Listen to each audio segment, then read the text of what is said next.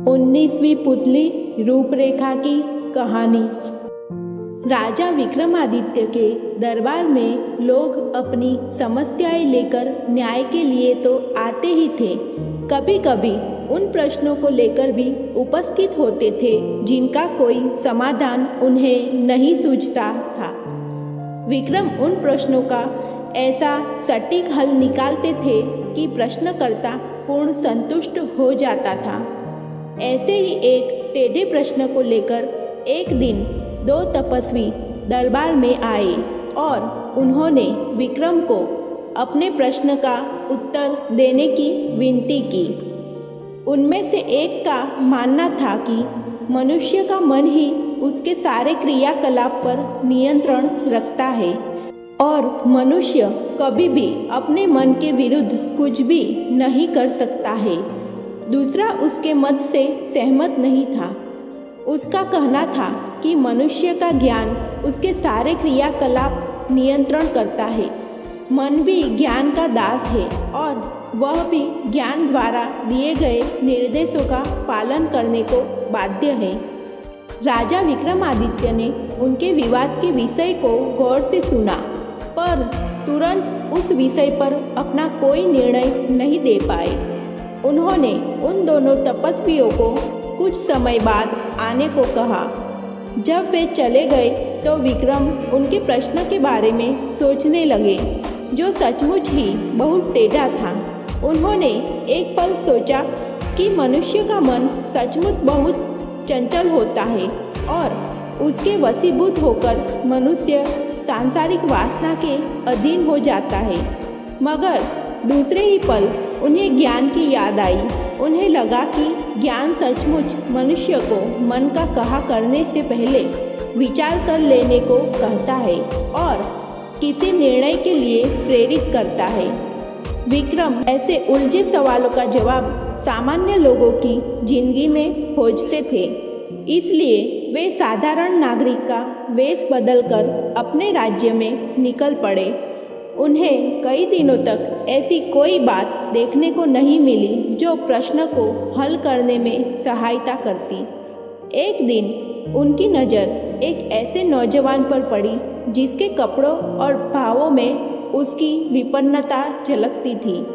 वह एक पेड़ के नीचे थककर आराम कर रहा था।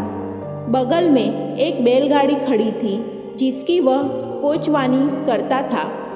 राजा ने उसके निकट जाकर देखा तो वे उसे एक झलक में ही पहचान गए। वह उनके अभिन्न मित्र सेठ गोपाल दास का छोटा बेटा था। सेठ गोपाल दास बहुत बड़े व्यापारी थे और उन्होंने व्यापार से बहुत धन कमाया था। उनके बेटे की यह दुर्दशा देखकर उनकी जिज्ञासा बढ़ गई। उसकी बदहाली का कारण जानने को उत्सुक हो गए। उन्होंने उससे पूछा कि उसकी यह दशा कैसे हुई, जबकि मरते समय गोपाल दास ने अपना सारा धन और व्यापार अपने दोनों पुत्रों में समान रूप से बांट दिया था। एक के हिस्से का धन इतना था कि 2 पुश्तों तक आराम से जिंदगी गुजारी जा सकती थी। विक्रम ने फिर उसके भाई के बारे में भी जानने की जिज्ञासा प्रकट की। युवक समझ गया कि पूछने वाला सचमुच उसके परिवार के बारे में सारी जानकारी रखता है।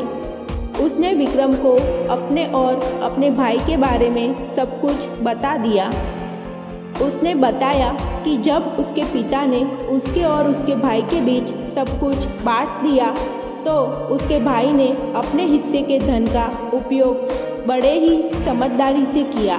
उसने अपनी ज़रूरतों को सीमित रखकर सारा धन व्यापार में लगा दिया और दिन रात मेहनत करके अपने व्यापार को कई गुना बढ़ा लिया।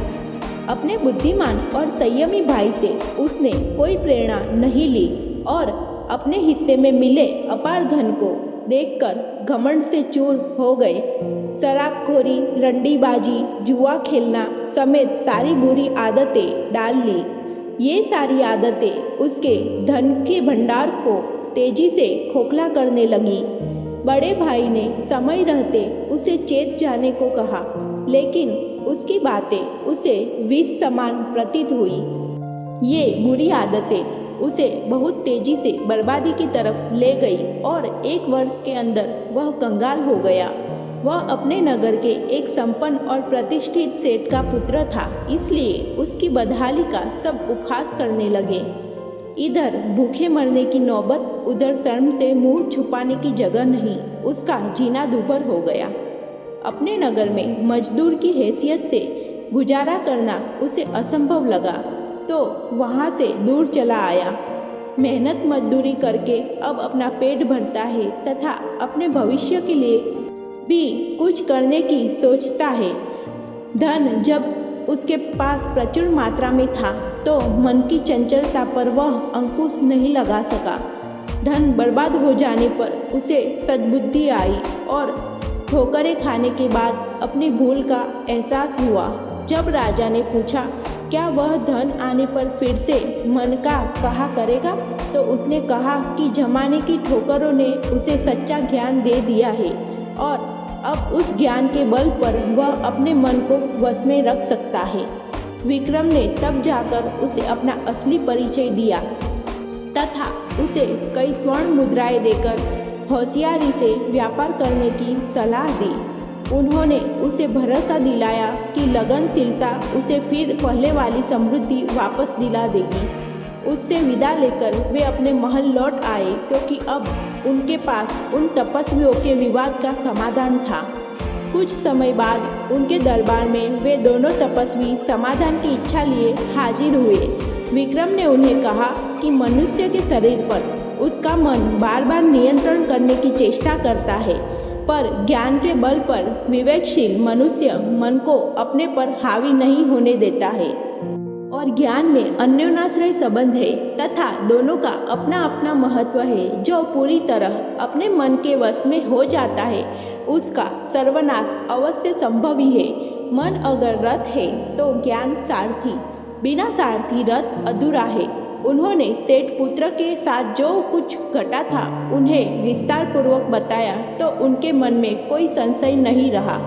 उन तपस्वियों ने उन्हें एक चमत्कारी खड़िया दिया जिससे बनाई गई तस्वीरें रात में सजीव हो सकती थी और उनका वार्तालाप भी सुना जा सकता था।